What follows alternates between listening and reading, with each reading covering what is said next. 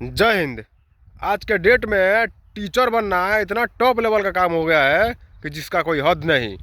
बच्चों की पढ़ाई से लेकर बच्चों की ज्वाइनिंग लेटर तक टीचर को संघर्ष करना पड़ता है। यानी साफ शब्दों में कहा जाए तो बच्चों के साथ साथ टीचर को भी संघर्ष करना पड़ता है। और कभी कभी ऐसा भी होता है ना, इन भ्रष्ट नेताओं के चलते, भ्रष्ट अधिकारियों के चलते शिक्षक को और बच्चों को रोड पर उतरना पड़ता है। अभी जो यूपी पुलिस में जिसमें हम फार्म भरे थे, पेपर निरस्त किया गया है, तो इसका मतलब साफ साफ है वो दोषी भी पकड़ा गया होगा। हो सकता है किसी जैसे जो नेता इसको जांच कर रहे थे उसी के सगे संबंधी ये पेपर लीक किया हो सकता है जो नेता निरस्त किया पेपर उसी के सगे संबंधी कोई पेपर लीक किया गया है, इसीलिए उसके ऊपर एक्शन नहीं हुआ और सार्वजनिक नहीं किया गया। उसके ऊपर इतने कड़ी से कड़ी सज़ा होनी चाहिए और सार्वजनिक तरीके से होना चाहिए ताकि आगे से कोई पेपर लीक करने के बारे में सोचा नहीं, चाहे कोई भी हो, चाहे सरकार जिस पक्ष में है उसी भी पार्टी के नेता क्यों ना हो, चाहे जो अधिकारी जांच कर रही है उसी अधिकारी के आदमी क्यों ना हो, उसी के सगे संबंधी क्यों ना हो, सार्वजनिक तरीके से उसको सज़ा होनी चाहिए ताकि कोई भी आदमी जांच बच्चों के साथ भविष्य के साथ खिलवाड़ करने का साथ प्रयत्न न करे। साला बच्चों के साथ साथ टीचर को भी रोड पर उतरना पड़ता है, टीचर को भी संघर्ष करना पड़ता है। इस एक बात तो साफ साफ कहा जा सकता है कि माँ बाप के बाद अगर दूसरा कोई भगवान होता है तो वो टीचर होता है, जो कि बिना कुछ सोचे समझे रोड पर उतरता है, अपने बिना परवाह किए और बच्चों को न्याय दिलवाता है। कम से कम जितना भी पेपर निरस्त हुआ है, 50 लाख फॉर्म गिरा था, 40 लाख 35 लाख जितना भी बच्चा पेपर देने गया होगा, समय बर्बाद हुआ, प्लस हज़ार रुपया भी जोड़ा जाए जो बाहरी क्षेत्र से थे, कितना पैसा नुकसान हुआ, इसका भरपाई कौन करेगा? सरकार करेगा? नहीं करेगा। तो इसीलिए कहते हैं ना, जो लोग नेताओं को बाप मानते हैं, बाप मत मारो। साला जब भी हम नेता कुछ बोलते हैं ना, नेताओं को तो मैं 2 कौड़ी का साला जूता का नोक बराबर मैं नहीं समझता हूँ। नेता मतलब क्या होता है रे? नेता को अगर कुछ भी बोल देता हूँ ना, साला तुम लोग को गाँव फटती है, इसका दोषी कौन है बताओ? साला नेताओं को हमारे समाज के लोग बाप मानकर बैठे हुए हैं। पेपर रद्द हो गया है, रद्द हुआ, ठीक हुआ, गलत हुआ है, बच्चों के साथ लीक करना की क्या जरूरत थी? सार्वजनिक तरीके से उसको जांच होना चाहिए, सार्वजनिक तरीके से उसको सजा होना चाहिए, तब ना आगे से कोई गलती नहीं करेगा। क्या पता इसका कोई गारंटी देगा कि आगे से तो ऐसा नहीं होगा? गारंटी देगा तब ना।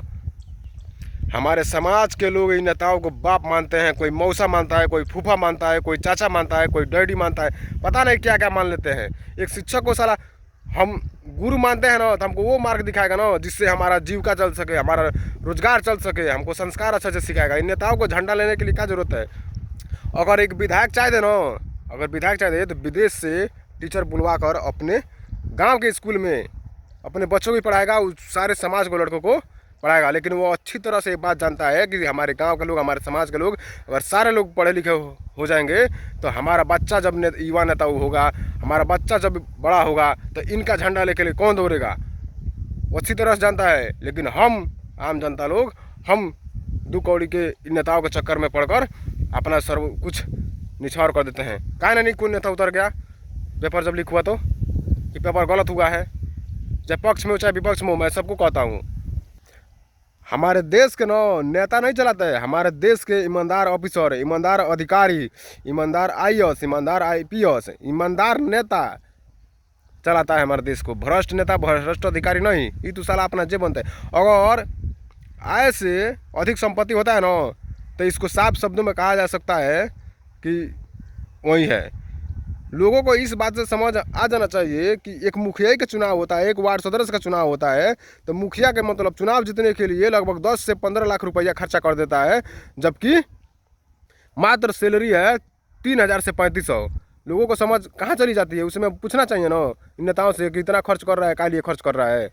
जब 3000 से 3500 नौकरी के लिए, सैलरी के लिए, मुखिया का 3000 से 3500 सैलरी होता है, जबकि चुनाव के समय 10 से 15 लाख रुपया खर्चा कर देता है बिना मतलब के। वही पैसा जो होता है ना, उसको सही तरीके से खर्च करे, जगह पे खर्च करे। चुनाव के समय ही क्यों खर्च करता है? अब सबसे बड़ी मुद्दा है कि चुनाव के समय ही क्यों इतना बहाली आती है, इतना नौकरी आता है? पहले भी तो आ सकता है, जैसे जैसे सीट खाली वैसे वैसे तो भर्ती लिया जा सकता है, काहे नहीं सब लेता है? तो इससे साफ शब्दों में समझा जा सकता है कि नेता जो है अपने कुर्सी के लिए, अपनी सत्ता के लिए कुछ भी करता है। कोई चुनाव चल रहा है, सारा पेपर निरस्त होता जा रहा है। उत्तर प्रदेश हो, बिहार हो, झारखंड हो, किसी भी राज्य में सारा पेपर निरस्त होते जा रहा है।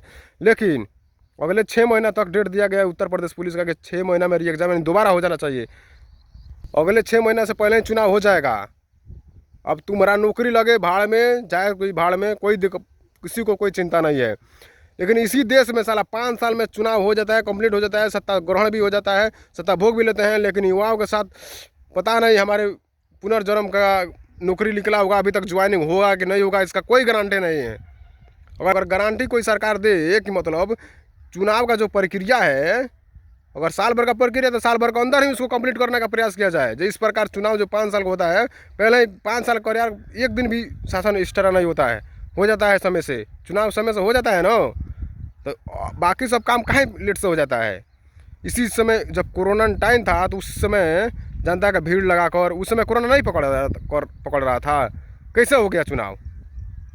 फिर भी 5 साल से अधिक, 5 साल के अंदर ही चुनाव हुआ और 5 साल में चुनाव हो जाता है। लेकिन जब युवाओं की बात आती है, आम जनता को अधिकार की बात आती है, तो इन लोग को गांड फटती है। हमारे समाज के लोग इनको बाप मारकर बैठे हुए हैं, कोई मौसा, कोई फूफा, क्या बोले इनको। जब भी इन गाली देता हूँ तभी साला क्या बोले। बाकी जय हिंद, जय बिहार, इसके लिए आवाज़ उठता रहेगा।